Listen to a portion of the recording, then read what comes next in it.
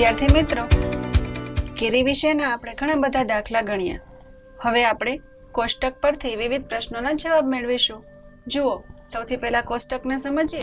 આ કોષ્ટકમાં આપણને વાહનનો પ્રકાર, એક ફેરામાં થતું કેરીનું વહન અને વાહનની ઝડપ પ્રતિ કલાક આપેલી છે. વાહનનો જે પ્રકાર છે એ અલગ અલગ વાહનના નામ છે. દરેક વાહનની સ્પીડ પણ અલગ અલગ હોય. હવે એક ફેરામાં થતું કેરીનું વહન, કેટલા કિલોગ્રામ કેરીનું વહન થાય છે એ આપણને કહેલ છે. અને વાહનની ઝડપ કેટલી છે એ પણ આપેલ છે. આ ઝડપ પ્રતિ કલાક છે અને કિલોમીટરમાં છે. હવે આપણે વિવિધ પ્રશ્નોના જવાબ મેળવીશું. દરેક વાહન પોતાના 7 ફેરામાં કુલ કેટલી કેરી લાવશે એની રકમ આપણે જોઈએ. તો હવે દરેક વાહનના 7 ફેરામાં જેટલી પણ કેરીનું વહન થશે એ આપણે જોઈશું. સૌથી પહેલાં આપણને બળદગાડું આપેલું છે. ફરી એકવાર આપણે રકમ જોઈશું. દરેક વાહન પોતાના 7 ફેરામાં કુલ કેટલી કેરી લાવશે, એટલે આપણે અત્યારે જે એક ફેરાનું માપ છે એને ગુણ્યા 7 કરવાના થશે. દરેક વાહન એટલે આપણે ચારેય વાહનનો સરવાળો કરશું. તો સૌથી પહેલાં લઈએ બળદગાડું.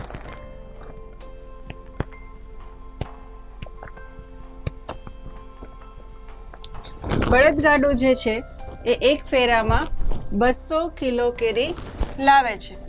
તો અહીંયા લખીશું, એક ફેરામાં કેટલી લાવે છે? 200 કિલોગ્રામ. તો 7 ફેરામાં કેટલી લાવશે? ચોકડી ગુણાકાર.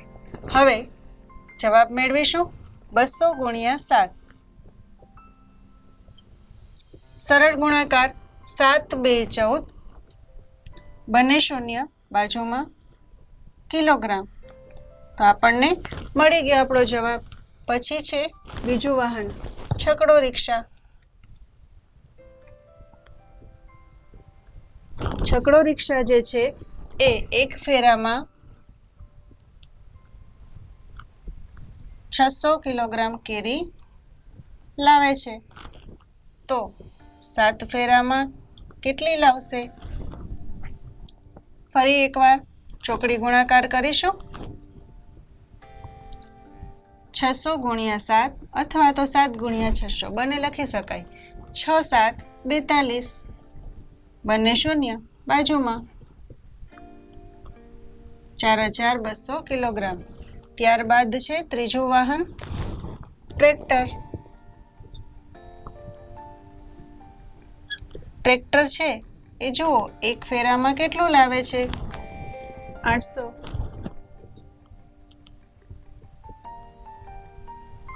તો 7 ફેરામાં કેટલી લાવશે કેરી એ જોઈએ.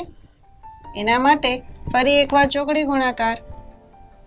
800 ગુણ્યા 7, 8, એનો ઘડિયો 7 સુધી બોલશું. 8 7 56, બંને શૂન્ય બાજુમાં.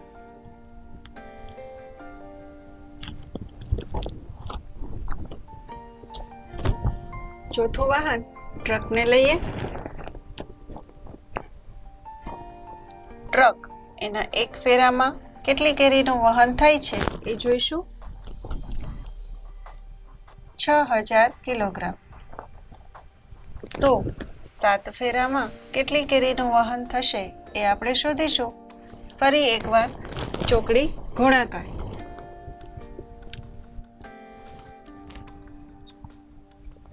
7 ગુણ્યા 6000 અથવા તો તમે 6000 ગુણ્યા 7 બંનેમાંથી કોઈ પણ ક્રમ લખી શકો.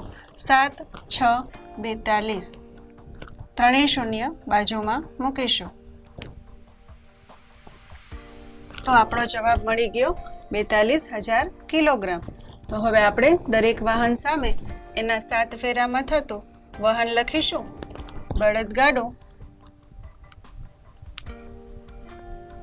બરાબર આપણને જવાબ મળ્યો હતો 200 ની સાથે આપણે જે ગુણાકાર કર્યો હતો એ. ત્યારબાદ છકડો રિક્ષા, ત્યારબાદ ટ્રેક્ટર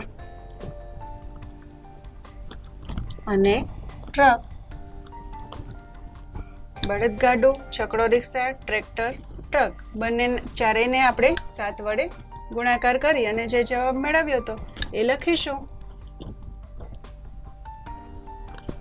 છકડો રિક્ષા છે એ 4200, ત્યારબાદ ટ્રેક્ટર છે એ 5600 અને ટ્રક જેનો જવાબ મેળવ્યો છે 42000. કિલોગ્રામ કેરીનું વહન 7 ફેરામાં કરશે.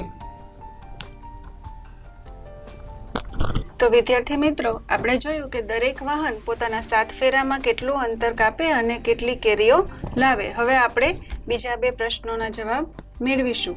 જેમ કે ટ્રેક્ટર 6 કલાકમાં કેટલું અંતર કાપશે? તો સૌથી પહેલાં તો ટ્રેક્ટર જે છે એની 1 કલાકની ઝડપ છે 20 કિલોમીટર.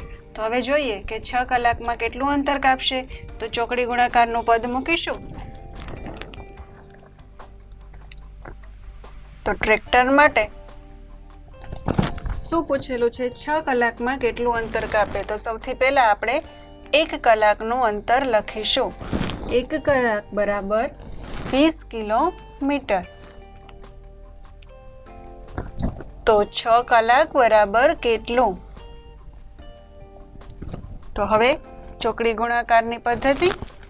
તેથી 6 ગુણ્યા 20 બરાબર 6 2 12, શૂન્ય બાજુમાં 120 કિલોમીટર. તો આપણો જવાબ છે 120 કિલોમીટર. ત્યારબાદનો પ્રશ્ન છે, છકડો રિક્ષા 60 કિલોમીટર અંતર કાપવા કેટલો સમય લેશે? તો છકડો રિક્ષા છે એ 1 કલાકમાં 12 કિલોમીટર લે છે. તો 60 કિલોમીટર માટે કેટલું? તો સૌથી પહેલાં આપણે લખશું છકડો 12 કિલોમીટર બરાબર 1 કલાક. તો 60 કિલોમીટર બરાબર કેટલી કલાક? ચોકડી ગુણાકાર કરી અને લખીશું 60 ગુણ્યા 1 એના છેદમાં 12. છેદ ઉડાડીશું. સંક્ષિપ્ત રૂપ આપીને પણ ઉડાડી શકાય અને ઘડીઓ બોલીને પણ આપી શકાય. 12નો ઘડીઓ બોલીશું તો 12 5 60, 5 1 5. તો આપણો જવાબ છે 5 કલાક.